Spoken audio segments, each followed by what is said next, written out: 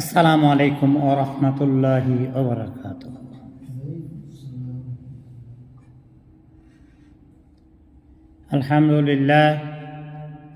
আলহামদুলিল্লাহ নাহমাদুহু ওয়া নাস্তাঈনুহু ওয়া নাস্তাগফিরুহু ওয়া নু'মিনু বিহি ওয়া নাতাওয়াক্কালু আলাইহি ওয়া নাউযু বিল্লাহি মিন শুরুরি আনফুসিনা ওয়া মিন সাইয়্যাতি আমালিনা। من يهدي الله فلا مضل له ومن يضلله فلا هادي له ونشهد أن لا إله إلا الله وحده لا شريك له ونشهد أن محمدا عبده ورسوله الذي أرسله بالحق بشيرا ونذيرا وداعيا إلى الله بإذنه وسراجا منيرا. وقد قال الله تعالى في كلامه المجيد الفرقان الحميد: قل إن كنتم تحبون الله فاتبعوني يحببكم الله ويغفر لكم ذنوبكم الله غفور رحيم. وقال تعالى في كلامه المجيد الفرقان الحميد: لقد كان لكم في رسول الله أسوة حسنة. وقال رسول الله صلى الله عليه وسلم: لا يؤمن أحدكم حتى أكون أحب إليه من والده وولده والناس أجمعين. ما كان محمد أبا أحد من رجالكم ولكن رسول الله وخاتم النبيين وكان الله بكل شيء عليما. إن الله وملائكته يصلون على النبي يا أيها الذين آمنوا صلوا عليه وسلموا تسليما. اللهم صل وسلم وبارك عليه. اللهم صل على سيدنا أحمد عبدك رسولك أفضل صلواتك بعدد معلوماتك وآله وسلم. মোহতারাম হাজিরিন, সমস্ত তারিফ প্রশংসা আল্লাহ তাবারক ওয়া তাআলার জন্য, যে আল্লাহ জাল্লা জালালুহু আমাকে আপনাকে দুনিয়ার সমস্ত কাজ থেকে ফারেক করে এই পবিত্র জুম্মাবার দিনে সরকারি সাদত বিশ্ববিদ্যালয় জামে মসজিদে আসার বসার দিনে আলোচনা শোনার তৌফিক দান করেছেন, সেই মহান রব্বুল আলামিনের দরগাহে বেইনতেহাই শুকরিয়া আলহামদুলিল্লাহ। সম্মানিত হাজিরিন, আমি আজ যে বিষয়টি নিয়ে আপনাদের সামনে কথাবার্তা বলার জন্য ক্ষুদ্র চেষ্টা চালিয়ে যাব, সেটি হলো নবীজির ভাষায় যারা নবীজির উম্মত নয়। নবীজির ভাষায় যারা নবীজির উম্মত নয়। আমরা জানি আমাদের নবীজি হলেন রাহমাতুল লিল আলামিন। এটা আল্লাহ তাবারক ওয়া তাআলার ঘোষণা, ওয়া মা আরসালনাকা ইল্লা রাহমাতাল লিল আলামিন। গোটা জগতের জন্য রহমত স্বরূপ। তো হুব্বে রাসূল হলো আমাদের ঈমান। নবীজি সাল্লাল্লাহু আলাইহি ওয়াসাল্লামের ভালোবাসা ঈমানের অঙ্গ। তাকে ভালোবাসতে হবে, তার সুন্নত এবং আদর্শকে আঁকড়ে ধরে রাখতে হবে। এটাই হেদায়েতের বা মুক্তির পথ। তো উম্মতের প্রতি রয়েছে নবীজির ভালোবাসা। উম্মতের মুক্তির জন্য তিনি সারা জীবন চেষ্টা করেছেন। আখিরাতের ময়দানে উম্মতকে হাউজে কাউসার থেকে পান করানোর জন্য তিনি দাঁড়িয়ে থাকবেন।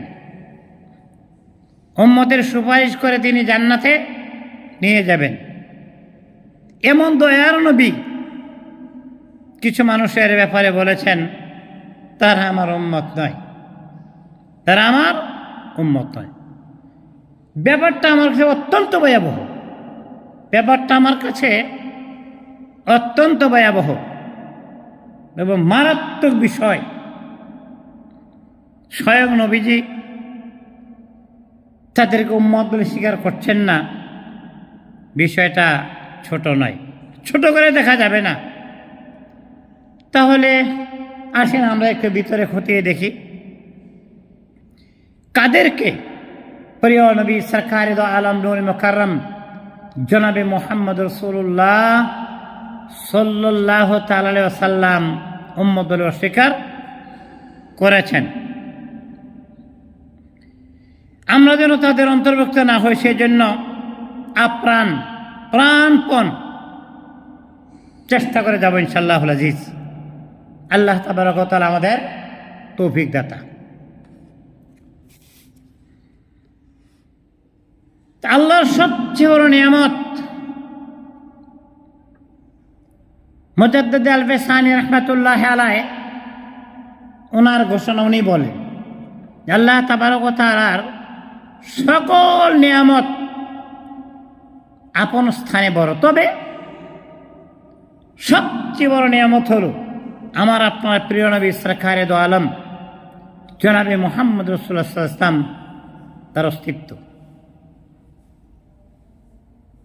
এর দলিল হল আল্লাহ তাবারক ওয়া তাআলা বান্দাকে অসংখ্য নিয়ামত দান করেছেন, যেই নিয়ামতগুলো গুণে শেষ করা যাবে না। আল্লাহ তাবারক ওয়া তাআলার কথা, ওয়াইন তাউদ্দু নিমাতাল্লাহি লা তুহসুহা, আমি এত নিয়ামত আমি তোমাদেরকে দিয়েছি রে বান্দা, নিয়ামত গুণে শেষ করতে পারবে না। আল্লাহ তাবারক ওয়া তাআলা বান্দাকে অসংখ্য নিয়ামত দিয়েছেন, কিন্তু তাই বলে সরাসরি খোটাও দেন নাই। আমাদের অভ্যাস, কার উপকার করতে পারলে অনেক সময় খোটা দিয়ে বসি। পক্ষান্তর নবী সাল্লাল্লাহু আলাইহি ওয়াসাল্লামকে পাঠিয়ে তিনি আমাদেরকে খোটা দিয়েছেন এবং বলেছেন, লাকাদ মান্নাল্লাহু আলাল মুমিনিনা ইয বাআসা ফীহিম রাসূলাম মিনহুম মিন আনফুসিহিম। এটা সূরা আলে ইমরানে 164 নম্বর আয়াতে রব্বুল আলামিন এমনটি ইরশাদ করেছেন, ও ঈমানদার বান্দারা, আল্লাহ ঈমানদারদের উপর অনুগ্রহ করেছেন যে তাদের মাঝে তাদের নিজেদের মধ্য থেকে একজন নবী পাঠিয়েছেন। এর দ্বারা বোঝা গেল, কি বোঝা গেল? নবী সাল্লাল্লাহু আলাইহি ওয়াসাল্লামের অস্তিত্বে আমাদের জন্য সবচেয়ে বড় নিয়ামত। আসা যাক পিছনের দিকে। নবী যদি আমাদেরকে নারাজ হয় কি হবে? নারাজ হলে আমার নয় বলা হয় যে সে আমার না, মানে সে আমার উম্মত, তার অন্তর্ভুক্ত না, সে আমার না। নারাজ বা অসন্তুষ্ট হলেই বলা হয় সে আমার কেউ না। দুনিয়ার জমিনে আমি তাকে চিনি না, সে আমার কেউ না। পিতা সন্তানের প্রতি নারাজ হলে কি কয়? আরেকটা কথা বলি, ছেলে যদি সারা দিন বলে তুই আমার বাবা না, তুই আমার বাপ না, এই না, অনেক কিছু বাবার সামনে বললো, কিছু আসবে যাবে না। বাবা যদি একবার বলে তুই আমার সন্তান না, তাহলে কোথায় গেল তার অস্তিত্ব? পিতা সন্তানের সামনে যদি বলে নারাজ হয়ে তুই আমার সন্তান, কোথায় গেল? শিক্ষক ছাত্রছাত্রীর ব্যাপারে নারাজ হলে বলে দেশে আমার ছাত্রছাত্রী না। স্ত্রী যদি কখনো স্ত্রীর কোনো কারণে স্বামী নারাজ হলে বলে তুমি আমার কেউ না, আমি তোমাকে চিনি না, কেন আসছো এখানে? এই কথাগুলি দুনিয়ার জমিনে দেখা যায়, প্রায়শই এমন কথাগুলি শোনা যায়। রাসূল বলে সে আমার না, আমার দলভুক্ত নয়, সে আমার উম্মত নয়। আরে নবীর উম্মত হওয়া গর্বের বিষয়, নবীর উম্মত হওয়া গর্বের বিষয়। আর সেখানে আল্লাহ রাবি বলতেছে সে আমার উম্মত না। নবীজিকে নারাজ করে আল্লাহকে পাওয়া যাবে? কে পাওয়া যাবে? নবীজিকে নারাজ করে কখনো আল্লাহকে পাওয়া যাবে না। শুধু কি তাই, নবীজিকে কষ্ট দিয়ে কখনো জান্নাতে যাওয়া যাবে? কখনো নয়। নবীজি কোনো কারণে অসন্তুষ্ট হন কিনা তা আমাদের খতিয়ে দেখা দরকার। আমরা চাই না আমাদের নবী আমাদের প্রতি নারাজ হোক, কোনোভাবেই চাই না আল্লাহর হাবিব আমাদের প্রতি নারাজ হোক, সেটা কোনোভাবেই চাই না। কবিরা কবির ভাষায় কত কথা বলে, সম্ভব না হে বর্ণনা, সম্ভব না হে বর্ণনা। ওগো তুমি কেমন আছো হে গনি, খোদার পরে তুমি শ্রেষ্ঠ, সংক্ষেপে মোরা এটুকুই জানি। খোদার পরে তুমি শ্রেষ্ঠ, সংক্ষেপে মোরা এটুকুই জানি। কত প্রশংসা নবীর করছে। যদি কবি বলতেছে আমি তো গোটা বিশ্ব তলিয়ে যেতে, ডুবে যেতে দেখেছি, যেমন দেখেছি আমার প্রিয়তম আমার কোনো ব্যাপারে নারাজ বা অসন্তুষ্ট।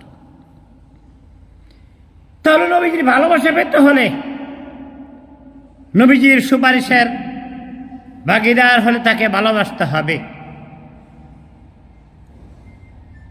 এবং আর তাকে ভালোবাসতে হলে তাকে নারাজ করা যাবে না, তাকে নারাজ করা যাবে না। যেসব কাজে তিনি কষ্ট পান তার থেকে আমাদেরকে দূরে থাকতে হবে। আমাদের বলাটা আমার জন্য ঠিক না, আমি আপনাদেরকে বলতে পারি না, আমাকে বলতে পারি আমি। আমাকে যে সমস্ত কাজে, যে সমস্ত জিনিস আল্লাহর হাবিব কষ্ট পান তার থেকে আমাকে দূরে থাকতে হবে। তাহলে কি কি কাজে আল্লাহর হাবিব উম্মতের কি কি কাজে কষ্ট পান, এই দিকটা খতিয়ে দেখা দরকার। এটা খতিয়ে দেখা দরকার। তিনজনের একটা দল নবী সাল্লাল্লাহু আলাইহি ওয়াসাল্লামের ইবাদত সম্পর্কে জিজ্ঞাসা করার জন্য নবীদের স্ত্রীদের কাছে গেল। যখন তাদেরকে সম্পর্কে জানানো হলো, তখন তারা ইবাদতের পরিমাণ কম মনে করল। নবী সাল্লাল্লাহু আলাইহি ওয়াসাল্লামের সঙ্গে আমাদের তুলনা হতে পারে না। একজন বলল, আমি সারা রাত্র আল্লাহর হাবিবকে নামাজ পড়তে দেখেছি। হ্যাঁ, কিতাব প্রমাণ করেছে আল্লাহর হাবিব নামাজ পড়তে পড়তে পা ফুলে গেছে। আয়েশা সিদ্দিকা রাদিয়াল্লাহু তাআলা আনহা তে পায়ে আঙ্গুলের হরকত করেছেন, নকল হরকত করে মানে ধাক্কা দিচ্ছেন, একটু নাড়ছেন। যেভাবে দাঁড়িয়ে আছে মনে হয় মরা মানুষের মতো। আয়েশা সিদ্দিকা আঙ্গুলের একটু নাড়া দিচ্ছেন, একটু নাড়ছেন, ঠিক আছে।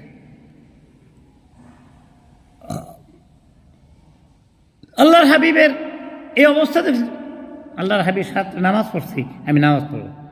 সারাদিন দিকে রোজা রাখছেন, আমি রোজা রাখবো। অপরজন বলল, আমি নারীর নারীর সংসার আমি ত্যাগ করব, কখনো বিয়ে করব না। তারা রাসূল সাল্লাল্লাহু আলাইহি ওয়াসাল্লাম তাদের নিকটে আসেন এবং বললেন, তোমরা কি ওই সব লোক যারা এই কথাবার্তার স্থলে এই কথা বলেছ? তিনি বলে, দেখো তোমাদের চেয়ে বেশি আমি আল্লাহকে ভয় করি, আল্লাহ আনুগত্য করি, অথচ আমি রোজা পালন করি, নামাজও পড়ি, আমি বিয়ে শাদীও করে থাকি।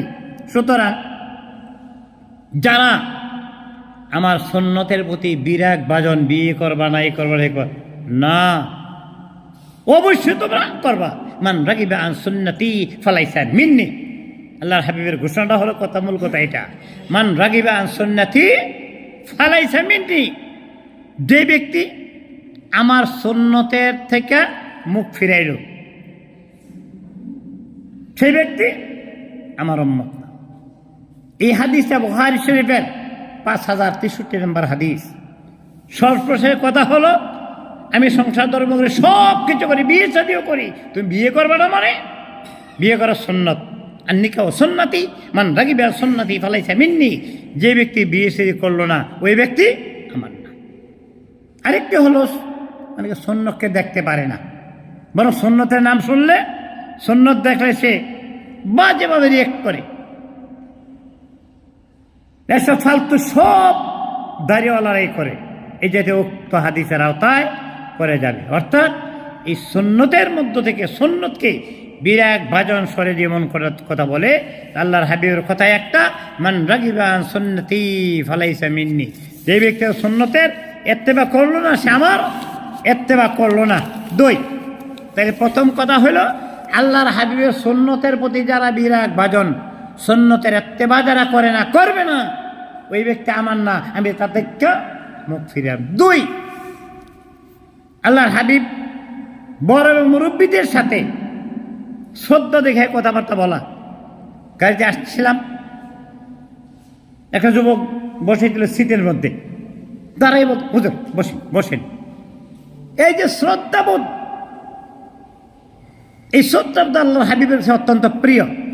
ইসলামী আদব এবং আখলাকের একটা গুরুত্বপূর্ণ অংশ হলো মুরব্বীদের সম্মান করা। আন উমর বিন শুআইব রাদিয়াল্লাহু তাআলা আন আবিহি, হযরত আমর ইবনে শুআইব সে পিতার সূত্রে দাদা থেকে বর্ণনা করেছেন, রাসূল সাল্লাল্লাহু আলাইহি ওয়াসাল্লামের নিকট থেকে শোনা হয়েছে। এই হাদিসটা আদাবুল মুফরাদে হাদিস নাম্বার 355। তিনি বলেন, সে আমার উম্মত, লাইসা মিন উম্মতি লাম ইউবাদদিল কাবীরানা, লাইসা মিন উম্মতি লাম ইউবাদদিল কাবীরানা ওয়া ইয়ারহাম সাগীরানা ওয়া ইয়ারিফু আলিমানা। লাইসা মিন্না, সে আমাদের না, আমার না, আমার দলভুক্ত নয়, যে ব্যক্তি ছোটকে স্নেহ করে না, বড়কে সম্মান দেয় না, আলেমকে ইজ্জত দেয় না, সে আমার উম্মত নয়।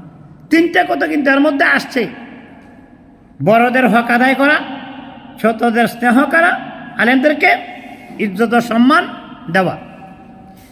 রাসূল ইসলাম গুরুজনদের প্রতি অনাকাঙ্ক্ষিত আচরণ এতই অপছন্দ করতেন যে আমার কঠিন কথা তিনি বলে ফেললেন, সে আমার উম্মত না। আমার উম্মত হলে সে মুরব্বীদের সাথে এমন আচরণ করতে, ভালো ব্যবহার করত। আমার উম্মত হইলে সে আলেমে সে ছোটদেরকে স্নেহ করত, বড়দেরকে সম্মান দেখাতো। যে ব্যক্তি 3টা কাজ করে না সে আমার না, যে ব্যক্তি 3টা কাজ করলো সে আমার না। অন্য একটা হাদিসে এরকম ভাবে আসছে, যেটা আবু দাউদ শরীফের মধ্যে আসছে, 4843 নম্বর হাদিস। আবু মুসা আশআরী রাদিয়াল্লাহু তাআলা আনহু বর্ণনায় তিনি বলেছেন, রাসূল ইসলাম বলেছেন, বয়স্ক মুসলিম কোরআনের হকপন্থী ধারক বাহক এবং ন্যায়পরায়ণ বাদশাহ সম্মান করা মহান আল্লাহ তাবারক ওয়া তাআলার সম্মানেরই নেই। 3টা জিনিস কিন্তু এখানে আল্লাহর হাবিব বলেছেন। এই হাদিসের ব্যাখ্যা করতে চাই আবু ইয়ালা,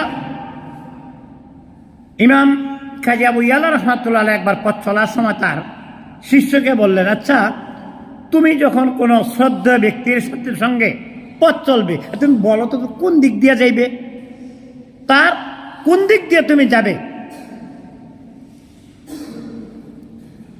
আমরা তো কোনো কথা না জানলেও বানাই উত্তর দিতে চেষ্টা করি। সাহাবায়ে কেরাম বা আল্লাহর মাহবুব বান্দারা কখনো না জানলে বলে ফেলছেন, আমি জানি না, হুজুর আমাকে বলে দেন তো, আমার শিক্ষা হবে। প্রশ্ন হলো, শ্রদ্ধ ব্যক্তির সাথে যদি পথ চলো, তুমি কোন ডান দিক দিয়ে যাবে না বাম দিক যাবে, অর্থাৎ তুমি তার ডান দিকে থাকবে না বাম দিকে থাকবে। এইটাও হাদিসে আছে, এইটাও আছে, কোন দিকটা নাই যেটা হাদিসের বর্ণনায় পাওয়া যায় না। তাই বলতে তুমি ডান দিকে থাকবে, তুমি তাকে বাম দিকে, এই শব্দটা বলছে যে ইমাম যেইভাবে দাঁড়ায়, ইমাম যেইভাবে দাঁড়ায় তুমি সেইভাবে থাকবে, অর্থাৎ তুমি তার ডান দিকে থাকবে, তুমি তার ডান দিকে থাকবে, তুমি থাকবে ডান দিকে, আর বাম দিক তার জন্য ছেড়ে দিবে, যাতে করে তখন যে থুতু নিক্ষেপ করবে তখন তার দিকে, যদি বাম দিকে থাকে আমি যে বাম দিকে থুতু নিক্ষেপ করে তারপর করতে পারে। কত খেয়াল, কত খেয়াল, আর কত সুন্দর আমল। তুমি ডান দিকে থাকবে, কারণ তুমি তো থুতু নিক্ষেপ করবে, তখন থুতুরা বাইরে চলে যাবে, আর বাম দিকে থাকলে তো ওনার উপর পড়তে পারে, এই জন্য ওই দিকে থাকবে। বড় যদি তোমার চেয়ে জ্ঞানী গুণী হয়, যোগ্যতা সম্পন্ন হয়, তবু তাকে কখনো ছোট করে কথা বলবে না, ছোট করে কথা বল। কি সবার সভাপতি যখন ভাষণ দেন কি বলেন? আমার মতো কম বক্তর কমি না, এ গুনাহগার নাখাস্তা নালায়েক বান্দাকে এই মাহফিলের সভাপতি কে? তাই বলে কম বক্তর কমি না চাই নাকি সভাপতি করা হয়েছে? অর্থাৎ বড় যদি হতে চাও ছোট হও। তো ছোট্ট সময় একটা কবিতা পড়েছিলাম, আপনারে বড় বলে বড় সেই নয়, লোকে যারে বড় বলে বড় সে হয়। সর্বশেষ কি কথা? বড় যদি হতে চাও ছোট হও তুমি। অতএব তুমি তার সাথে শ্রদ্ধা দিয়ে কথা বলে, ভুলও তাকে তার সামনে বড়াই দেখাবে না। তুমি যদি আজ থেকে অশ্রদ্ধা করে মনে কষ্ট দাও, কালই কিন্তু তোমার চেয়ে ছোট কারো কাছ থেকে তোমাকে ওই ব্যবহার পেয়ে যাবে।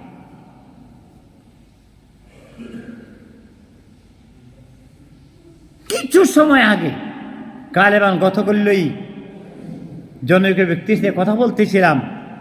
আফসোস লাগে, একটা মতো ছেলে তার বাবার সঙ্গে ভালো আচরণ করে না। তার মা আমার কাছে কান্নাকাটি করলো, আমার কাছে কেমন লাগলো। যার কাছে বললাম তিনি বললেন এটা হয় আল্লাহর বিচার। মানে আল্লাহর বিচার?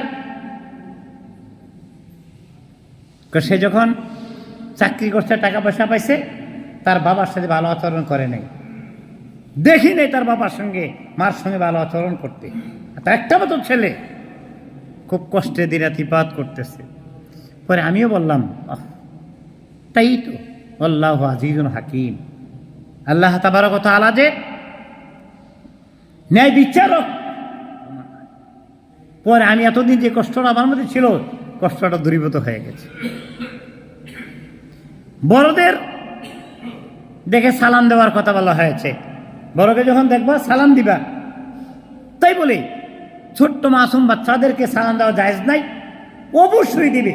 গত করলো রাত্রে যখন দর্শক হাদিস থেকে পড়তেছিলাম, তো ওই হাদিসটা আমি নিজে দেখেছি যে ছোট বাচ্চাদের সামনে যখন সালাম দিবে তখন হাসি খুশি ভাবে নম্র স্বরে তাকে সালাম দিবে, সে যেন বুঝে সুতরাং অত্যন্ত ভালোবেসেছে।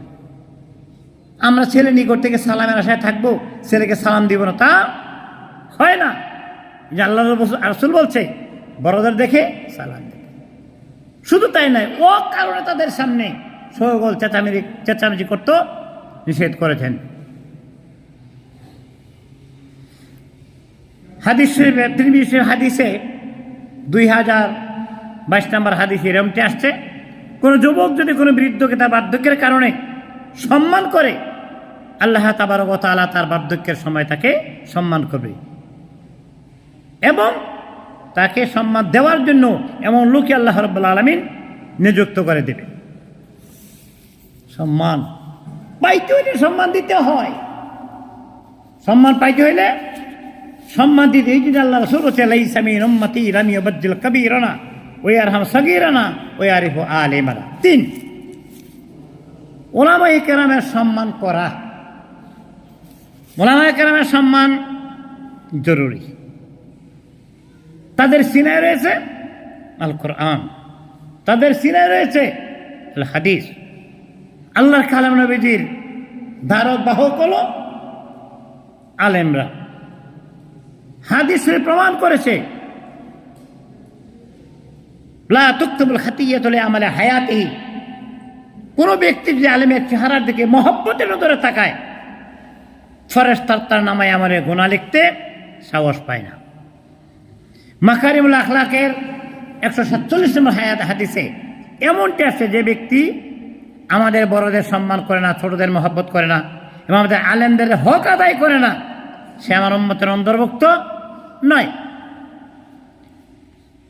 আব্দুল্লাহ ইবনে মুবারক রাহমাতুল্লাহি আলাইহি তিনি বলছেন, যে ব্যক্তি আলেম ওলামাকে ছোট করবে তার আখিরাত বরবাদ হয়ে যাবে।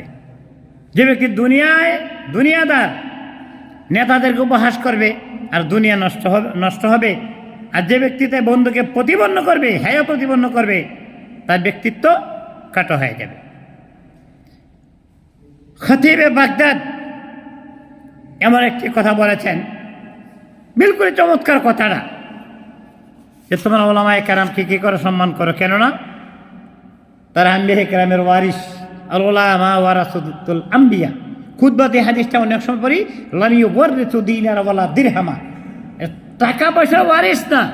লাম ইউওয়ারিসু দিনার ওয়ালা দিরহামা, টাকা পয়সা সম্পত্তি এইগুলির ওয়ারিস না, তারা ইলমে নবুয়তের ওয়ারিস।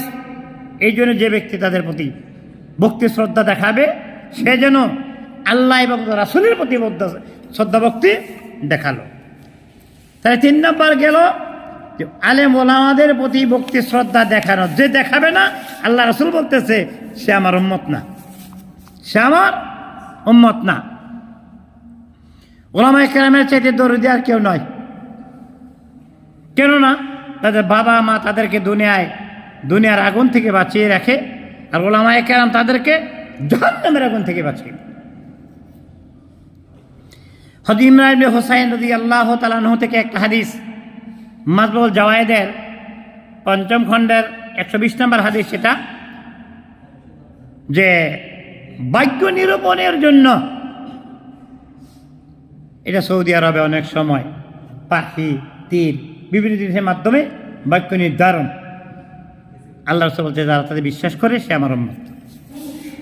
যারা এটা বিশ্বাস করে সে আমার উম্মত না, গণকের কথায় বিশ্বাস করে তারা আমার উম্মত না। আকার ইঙ্গিত আল্লাহর হাবিব এটাই বুঝাইছেন। জাদু, এটা কোরআনের বহু জায়গাতে আসছে, জাদুর কথা আল্লাহর হাবিব বলছে সে আমার উম্মত না। 6 নম্বরে হাদিসে আসছে যে অমুসলিমের সাথে অমুসলিমের সাদৃশ্য তার মতো। আল্লাহ রাসূল মান তাশাব্বাহা বিকাউমিন ফাহুয়া মিনহুম, যে রাসূল সাল্লাল্লাহু আলাইহি ওয়াসাল্লাম ইরশাদ করে যে ব্যক্তি অমুসলিমের সাদৃশ্য রাখে তার মতো সে বেশভূষা, আচার আচরণ, চাল চলন, সে আমার উম্মতের অন্তর্ভুক্ত নয়। আগেই বলেছি, আল্লাহর হাবিব যদি বলে সে আমার অন্তর্ভুক্ত নয়, অবস্থা কি? যেটা আল্লাহ রাসূল বলছেন, ইহুদি এবং খ্রিস্টান তারা কিন্তু কিতাবী, কিন্তু তারা কিতাবী। তার রাসূল বলছেন তোমরা ইহুদি এবং খ্রিস্টানদের সাদৃশ্য এটা করো না। যেমনটি মুহররম রোজার ব্যাপারে বলতে গিয়ে আল্লাহর হাবিব মক্কা থেকে মদিনায় যখন হিজরত করলেন, রোজা রাখছে। কিসের রোজা? যে আমরা মুসা আলাইহিস সালামের উম্মত, মুসা আলাইহিস সালাম দিন বাহারে কুলজুম অতিক্রম করে গেছিলেন, এই জন্য আমরা রোজা রাখি। তারপরে আমরা তো মুসাকে নবী মানি, অতএব আমরাও রোজা রাখবো। ভবিষ্যতে এই সময়টা আসছে, আমরা রোজা রাখবো। সাহাবায়ে কেরাম বললেন, হে আল্লাহর হাবিব, তারাও রোজা রাখে, আমরা তাদের সাদৃশ্য এটা গ্রহণ করব? আল্লাহর হাবিব বলেন, খালিফুল ইয়াহুদ ওয়ান নাসারা, না, ইহুদি এবং নাসারাদের মুখালেফ করো, তাদের সাদৃশ্য কিছু করো। যদি করো তাইলে তোমার আমার উম্মতের মধ্যে থাকতে পারবে না। নারী পুরুষ নারী সাদৃশ্যতে অবলম্বন করে আল্লাহর হাবিব ঘৃণা করেছেন। যেসব নারী পুরুষের সাদৃশ্য, পুরুষের চাল চলন, তার সব কিছু সে রপ্ত করতে চায়, এই অবলম্বন করে, যেসব পুরুষ নারী সাদৃশ্য অবলম্বন করে, বিপরীত দুইটাই মুসনাদে আহমদের মধ্যে 6580 নম্বর হাদিসে আসছে, সে আমার দলভুক্ত নয়, সে আমার উম্মত নয়। সবচেয়ে বেশি হাদিস বর্ণনাকারী সাহাবী হযরত আবু হুরায়রা রাদিয়াল্লাহু তাআলা আনহুর বর্ণনায় তিনি বলছেন নবী সাল্লাল্লাহু আলাইহি ওয়াসাল্লাম ইরশাদ করেছেন যে এমন পুরুষের উপর আল্লাহ লানত করেছেন যে মহিলার পোশাক পরে, এমন মহিলার প্রতি লানত করেছেন যে পুরুষের পোশাক পরে। আবু দাউদের 4098 নম্বর হাদিসে এমনটি আসছে, যে হাদিসে বর্ণনাকারী সাহাবী হযরত আবু হুরায়রা রাদিয়াল্লাহু তাআলা আনহু। হযরত আব্দুল্লাহ ইবনে আব্বাস রাদিয়াল্লাহু তাআলা বর্ণনায় হাদিস এরকমভাবে আসছে, যেটা তিরমিজি শরীফের 2794 নম্বর হাদিসে আসছে। তিনি বলছেন যে আল্লাহর হাবিব লানত দিয়েছেন ওই নারীদেরকে যারা পুরুষের সাদৃশ্য অবলম্বন করে, আর যেসব পুরুষ নারীদের সাদৃশ্য অবলম্বন করে। আর আল্লাহ রাসূল বলছেন, মান গস্সা ফালাইসা মিন্নি, যে ব্যক্তি প্রতারণা এবং ধোঁকাবাজি করে সে আমার উম্মত না।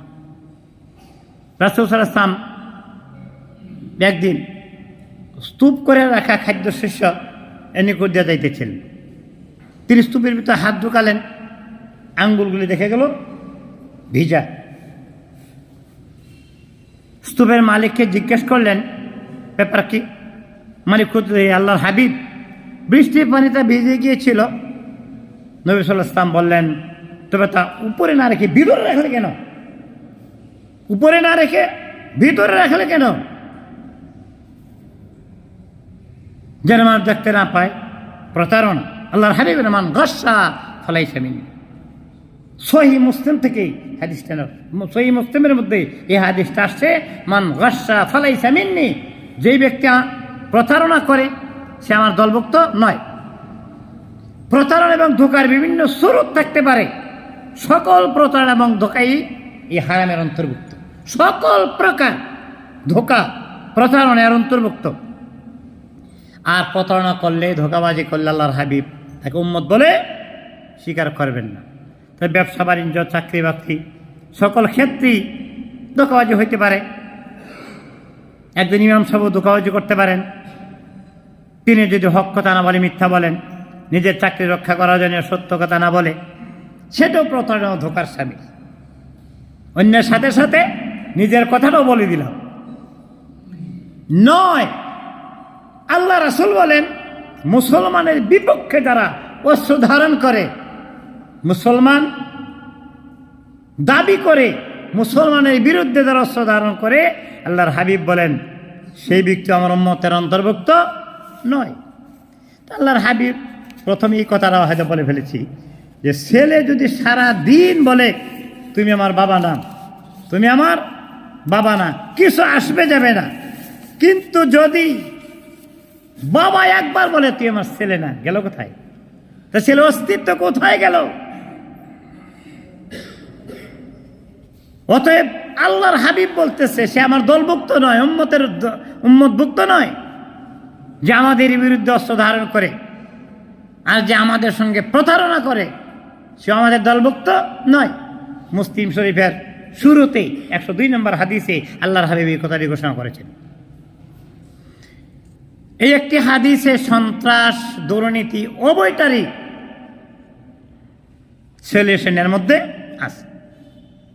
যদি দেশের প্রত্যক্ষ সন্ত্রাসী ও দুর্নীতিবাজ এই কথা চিন্তা করত, আমি আমার এই জাতীয় কর্মকাণ্ডের কারণে তার উম্মত থেকে খারিজ হয়ে যাচ্ছি, যার সুসুপারিশ ছাড়া আখিরাতে পার পেতে পারবো না, তাহলে তার এই দেশে কখনো সন্ত্রাসী অস্ত্র পকেটে রেখে বন্য দুর্নীতিবাজ জনগণের সঙ্গে দুর্নীতি করার সাহস করত না। এর জন্য উলামায়ে কেরামগণ বলেন যে যত বড় মুমিন সে তত বড় সুনাগরিক। যে যত বড় মুমিন সে তত বড় সুনাগরিক। আমাদের দেশে প্রায় দেখা যায়, আমার এক চাচাতো ভাই সৌদি আরবে স্ট্রোক করে ইন্তেকাল করেছে। আগামী মঙ্গলবার দুপুর 12টায় তার লাশ ঢাকা পৌঁছবে। নামাজে জানাজায় শরীক হওয়ার জন্য যাব।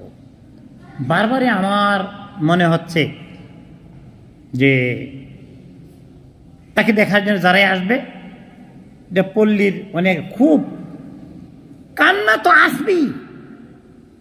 আল্লাহর হাবিবের মহব্বতের সন্তান কাসেম, আল্লাহর হাবিবের সন্তান, ইন্তেকাল করেছেন। আল্লাহর হাবিবের চোখের কোনা বেয়ে বেয়ে পানি পড়তেছে,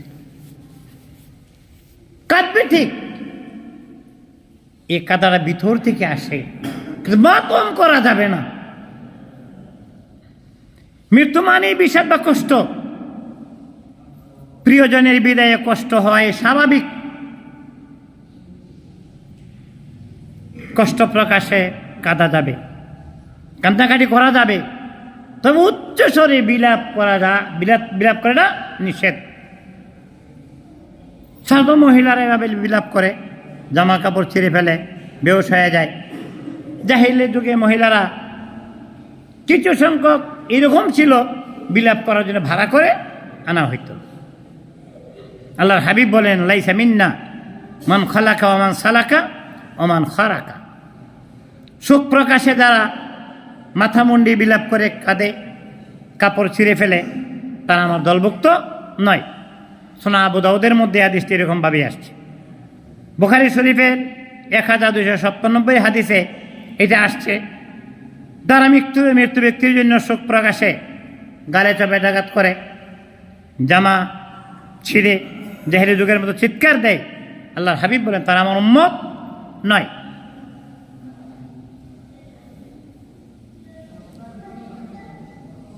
তিরমিজি শরীফের 2761 নম্বর হাদিসে আসছে, যারা গোফ, যে গোফ না কাটা, মোষ না কাটা, হাদিসের মোষ খাটা করো, দাড়ি ছেড়ে দাও, এটা আসছে। যায়েদ ইবনে আরকাম রাদিয়াল্লাহু তাআলা আনহুর বর্ণনায়, যায়েদ ইবনে আরকাম রাদিয়াল্লাহু তাআলা আনহু থেকে বর্ণিত হাদিসটা, যে আমি রাসূল সাল্লাল্লাহু আলাইহি ওয়াসাল্লামকে বলতে শুনেছি, যে ব্যক্তি মুছ কাটে না সে আমাদের দলভুক্ত নয়। তিরমিজি শরীফের 2761 মাসে এমনটি আসছে। অর্থাৎ দাড়ি লম্বা, মোছ বা গোপ ছোট রাখার নির্দেশ দিয়েছে ইসলাম। কিছু মানুষ আছে গোপ লম্বা রাখে, এটা সঠিক নয়। 40 দিনের বেশি সময় হয়ে গেলে না কাটলে গুনাহ হবে। গোপ বেশি লম্বা রাখলে নবীজির উম্মতের অন্তর্ভুক্ত নয়। এদিকে আমাদের খেয়াল রাখা উচিত। 12 নাম্বার, স্ত্রীকে স্বামীর বিরুদ্ধে প্ররোচিত করা। এই হাদিসটা বর্ণনা করে হযরত আবু হুরায়রা রাদিয়াল্লাহু তাআলা আনহু, এবং আবু দাউদ শরীফের 2175 নম্বর হাদিসে এরকমটি বর্ণনা করা হয়েছে যে আল্লাহর হাবিব বলেন, যে ব্যক্তি কোনো স্ত্রীকে তার স্বামীর বিরুদ্ধে অথবা দাসকে তার মনিবের বিরুদ্ধে প্ররোচিত করে সে আমার দলভুক্ত নয়। আমরা তো রাসূলের দলে থাকতে দুনিয়া এবং আখিরাত উভয় জাহানে শান্তির জন্য আল্লাহর রহমত লাগবে, আর আল্লাহর রহমত হলো আল্লাহর হাবিব। আল্লাহ রব্বুল আলামিন, আল্লাহর হাবিব হলেন রাহমাতুল লিল আলামিন। আল্লাহ তাবারক ওয়া তাআলা আমাকে, আমাদের সকলকে এই কথাগুলোর প্রতি আমল করে আল্লাহর হাবিবের উম্মত হিসেবে কবরে শোয়ার তৌফিক এনায়েত করুক। আমা তৌফিক ইল্লা বিল্লাহ। আসসালামু আলাইকুম ওয়া রাহমাতুল্লাহি ওয়া বারাকাতুহু।